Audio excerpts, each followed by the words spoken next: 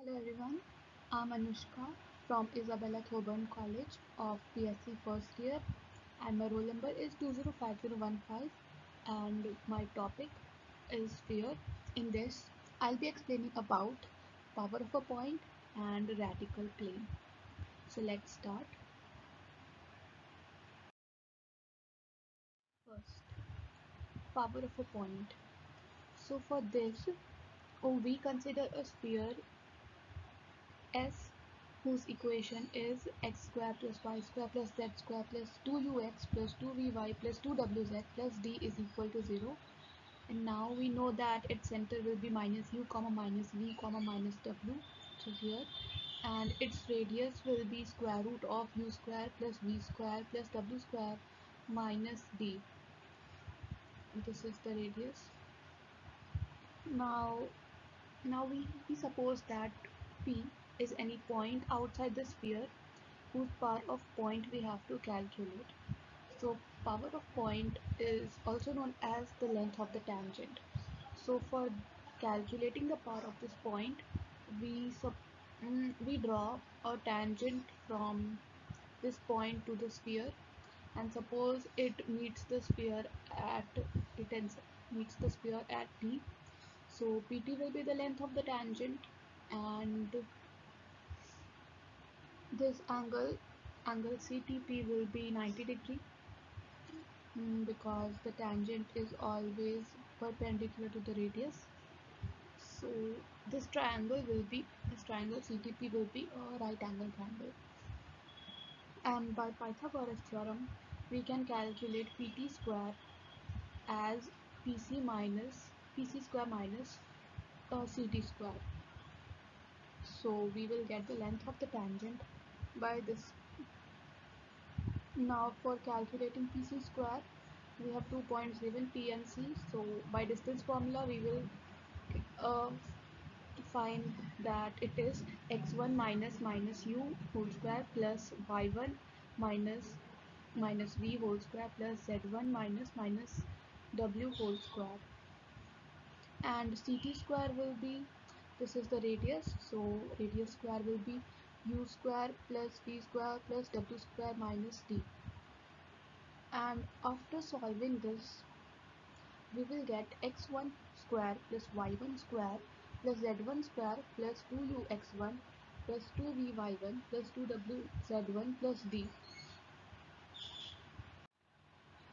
So if we take the square root of this, we will get the length of tangent, since this is length of tangent square.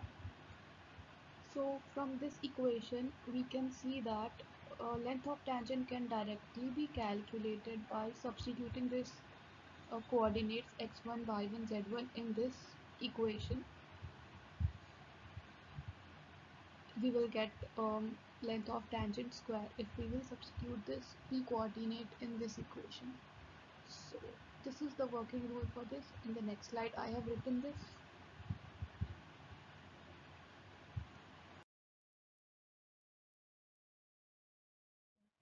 So working rule is substitute the coordinates of the given point P in the general equation of sphere in place of x, y, z, and the result so obtained is the square of length of tangent.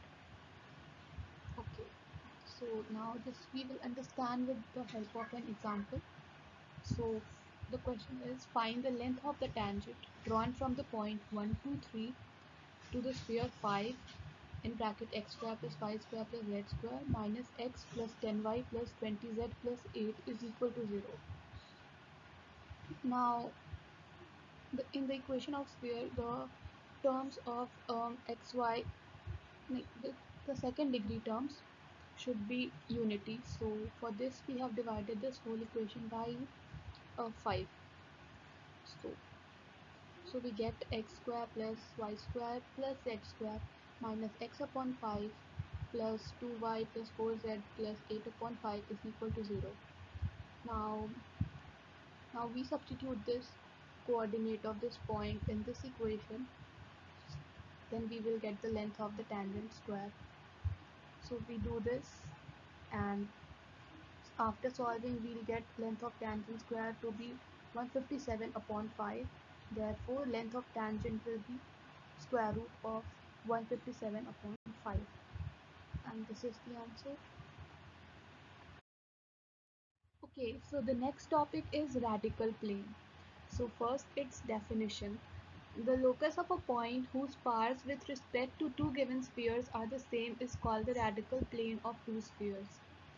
Now this means that there are two spheres, sphere 1 and sphere 2, and there is a point P such that if we draw a tangent from this point to this sphere and also to this sphere, then both of these tangents, their length will be same, and this the locus of this point will give the radical plane. So this point can lie, so this will be the radical plane for this two spheres.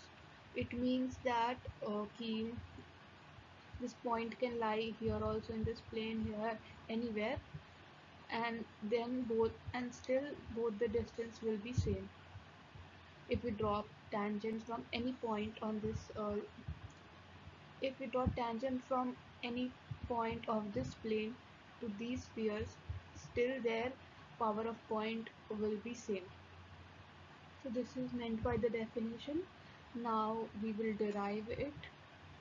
So first we will consider this equation of two spheres to be sphere 1, it will be x square plus y square plus z square plus 2u1x plus 2v1y plus 2w1z plus d1 is equal to 0, and its center will be minus u1 comma minus v1 comma minus w1, etc. And sphere 2, its equation will be x square plus y square plus z square plus 2u2x plus 2v2y plus 2w2z plus d2 is equal to 0. Now we suppose a point P and whose coordinates will be x1 comma y1 comma z1. Then both these power of point of this and this will be same, so we will just write it. Power of point with respect to s1 is equal to power of point with respect to s2. So in the last slide I have told that to find power of point we simply substitute the coordinates of point P in the equation of sphere. So it will be x1 square plus y1 square plus z1 square plus 2u1x1 plus 2v1y1 plus 2wz1 w1z1 plus d1 is equal to x1 square plus y1 square plus z1 square plus 2u2x1 plus 2v2y1 plus 2w2z1 z1 is equal to plus d2. So we'll just solve it. Then this term and this term will get cancelled, this will get cancelled, all the second degree terms will get cancelled, and we will get 2x1 in bracket u1 minus u2 plus 2y1 in bracket v1 minus v2 plus 2z1 w1 minus w2 plus d1 minus d2 is equal to 0. Now to find the locus of this point x1 comma y1 comma z1, we simply replace this x1 y1 z1 in this equation by xyz. So this we will get this 2x u1 minus u2 plus 2y v1 minus v2 plus 2z w1 minus w2 plus d1 minus d2 is equal to 0. Now this equation represents a plane, this plane, and this plane is called the radical plane. Now we'll see the working rule for this. So now the working rule for this, the radical plane of two spheres S1 and S2 may be expressed as S1 minus S2 is equal to 0 whenever coefficients of second degree terms in S1 and S2 are unity. So to find the radical plane we just have to do this, S1 minus S2 is equal to 0, and we'll get the radical plane. Now the next topic is radical line. The radical line of three spheres taken two at a time intersect in a line which is called the radical line of three spheres. So to understand this, here is the diagram. So we take three spheres S1, S2 and S3, And to find the radical line, we first consider two spheres, S1 and S2, and we draw its radical plane. And then we consider another two spheres, which is S1 and S3, and its radical plane will be this. And the last, S2 and S3, its radical plane will be this. Now these three planes intersect in a line which is called the radical line. This line is the radical line of these three spheres. Now the next topic is radical center. The four radical lines of four spheres, taken three at a time, intersect in a point which is called the radical centers of the four spheres. This point also lies on the radical plane of the four spheres taken two by two. So to draw its diagram, it's very difficult to draw in 2D. So let's understand this from here. So this is the radical line of the sphere S1, S2 and S3. Now suppose we consider another sphere S4 over here, then and we take S4, S2, S3, then it will also have its radical line. And if we take S1, S4 and S3, it will also have its radical line. Now taking S2, S, S1, S2 and S4, it will also have its radical line. So all these four radical lines, they will intersect at a point over here, and that point will be called the radical center of the four spheres. I hope it is clear to everyone. Next.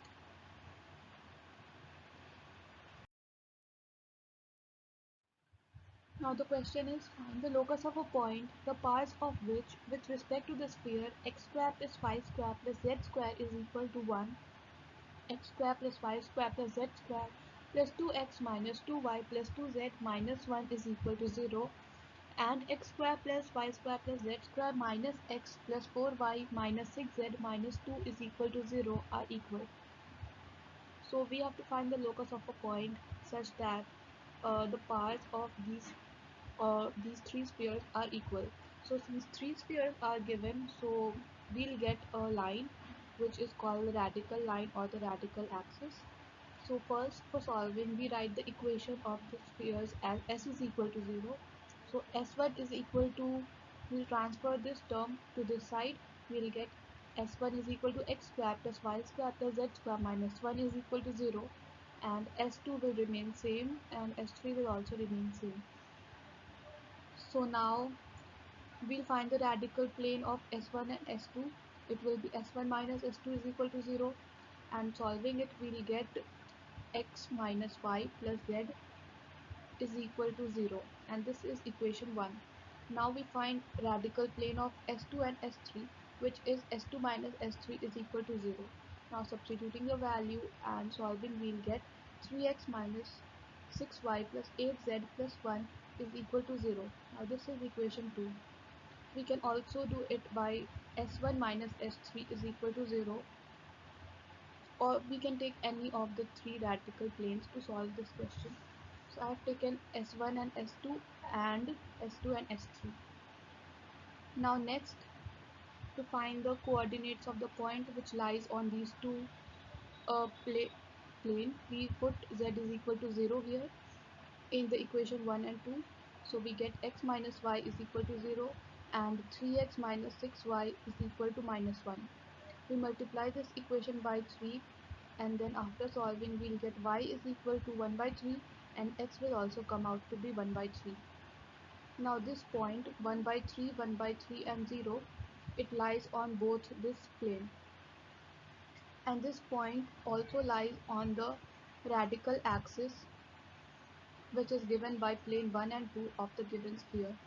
Now to find the radical line, its equation, we consider that the direction cosine of the radical line is LMN. Now since the direction cosines of this, now since the radical line, it is perpendicular to this plane and it is also perpendicular to this plane. So by condition of perpendicularity, we get L1, L2 plus M1, M2 plus N1, N2 is equal to 0.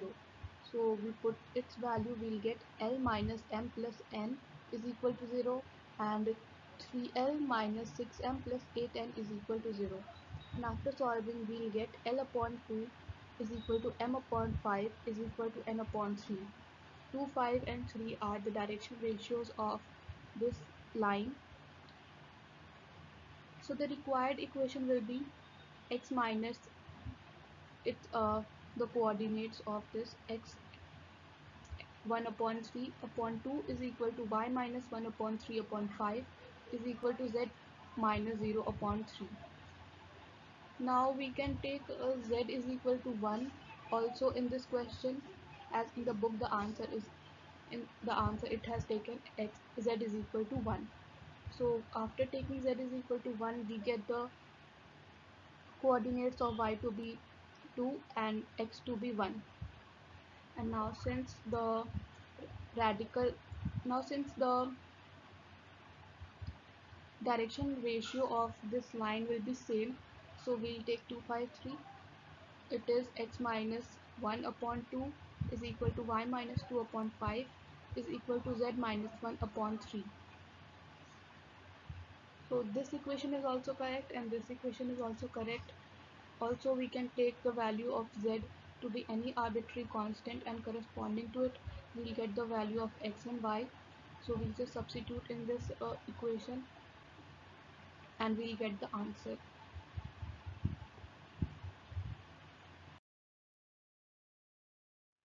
Here is the bibliography from where I have taken the contents, and thank you so much.